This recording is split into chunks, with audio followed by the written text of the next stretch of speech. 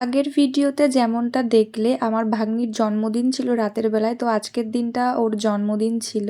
তো আমরা সকালবেলা উঠে সবাই আকন্দ ফুল ভাঙছিলাম, ওরা মালা গাঁথে। আর সকাল সকাল আমরা খুদের ভাত খাচ্ছি। দেখো উঠোনে বসে কত ভাল লাগে। আমাদের বাড়িতে তো উঠোনে ভাত খাওয়া হয় না, আর এখানে উঠোনে খাচ্ছিলাম সবাই মিলে, সত্যি খুব ভালো লাগছে। তারপরে আর কি সবাই মিলে কাঁধে বোতল নিয়ে আমরা চলেছি চাষ করতে। না গাইস, সরি, চাষ করতে না, আমরা একটু যাব ঘুরতে, কারণ আমরা কালকেই বাড়ি চলে যাবো। ওর জন্য আমরা আসলাম ঘুরতে। এখানে অনেক ঘোরার জায়গা, মানে এই এমনি আর কি, ঘোরার জায়গা বলতে সেমন কিছুই না, আশেপাশটা।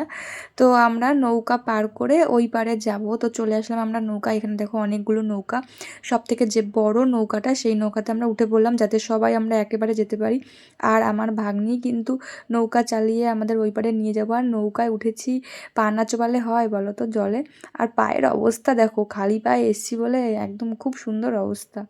আর দেখো এই যে আমাদের টিম, আমাদের ভাগ্নেই আছে ওখানে, ওই একমাত্র ছেলে। আর নৌকা পার করতে কার না ভালো লাগে গঙ্গায়, মানে আলাদাই। এই সব করতেই আমরা এখানে আসি, মানে একটা গ্রাম গ্রাম ব্যাপার। আমাদের ওখানে তো না গ্রাম না শহর, ওই আর কি, কিন্তু এখানে পুরো ফিল করা যায় গ্রামটা। মজা করতে করতে আমরা চলে আসলাম নদীর এপারে। নৌকাটা ভালো করে বেঁধে রাখছিল যাতে জোয়ারের স্রোতে ওদিকে না চলে যায়। গঙ্গার ওপারে তো চলেই আসলাম, আর এই পারে কিন্তু কোনো বাড়িঘর নেই। তো ভাবছিলাম যাব কি যাব না, অনেকটা দূর আর একটা পাড়ে যাওয়ার জন্য। তো আমরা যাইনি, এই পারে বসেই এই গাছটার থেকে কুল পারলাম। পেরে অনেকক্ষণ ওখানে বসে গল্প করে, ছবি তুলে, ভিডিও করে, সব কিছু করে আবার বাড়ির দিকে রওনা দিলাম। আর এদের গঙ্গাটা কিন্তু বাড়ির পেছনেই, বাড়ির পেছনেই একদম গঙ্গাটা, বাড়ি মজা হয়। আর আমার বোন দেখো, ওকে আমরা নৌকা থেকে নামিয়ে দিয়েছি, আর ও নদীর পাড় থেকে আসছিল, মানে গঙ্গার পাড় থেকে, আমার বারবার নদী নদী হয়ে যায়, গঙ্গার পাড় থেকে আসছিলো। আর গঙ্গার পাড়ে যেহেতু পলি মাটি, ওর পা ঢুকে যাচ্ছিলো, সেই নিয়ে আমরা সবাই হাসাহাসি করছিলাম। নৌকা থেকে নেমেই আমরা নদীর পাড় থেকে একটু হাঁটছিলাম, কারণ এখানে বলে একটা কুল গাছ আছে, প্রচুর পরিমাণে কুল হয়। তারপরে আমরা দেখতে পেলাম গম গাছ আর কালো জিরে গাছ। প্রথমবার আমি কালো জিরে দেখলাম। আর ওই দেখো ওরা চলেও গেছে গাছের ওখানে। আর গাছটার কাছে এসে দেখছি প্রচুর পরিমাণে কুল, মানে জীবনে প্রথমবার এরকম কুল দেখলাম। কুলগুলো আরেকটু বড় হবে, মানে মনে হচ্ছিল খেয়ে নিই, মানে কামড়ে কামড়ে খাই, হাত দিয়ে সব তুলে নিয়ে বাড়ি চলে যাই। আর দেখো আমি একটা গাছ থেকে খেয়েও নিলাম, মানে এগুলোতে আলাদাই মজা, এত কুল, মানে কি বলবো আর। যে যার মতো কুল পেড়ে নিয়ে আমরা গঙ্গার পাড়ে বসে পড়লাম।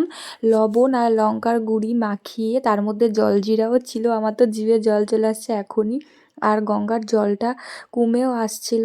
যাই হোক, আমরা সবাই মিলে টক টক কুল মজা করে গল্প করে খাচ্ছিলাম। আর কুল খেয়ে স্নান করে ফেলেছি গাইস, সেটা আর ভিডিও করা হয়নি। আর আজকে জন্মদিন থাকায় বাড়িতে মাংস রান্না হয়েছিল, আজকেও আমরা সবাই মিলে উঠোনে খাচ্ছিলাম। আর সকালবেলায় যেই ফুলগুলো আমরা ছাড়িয়ে রেখেছিলাম, সেইগুলো সবাই মিলে গাঁথতে বসে পড়লাম।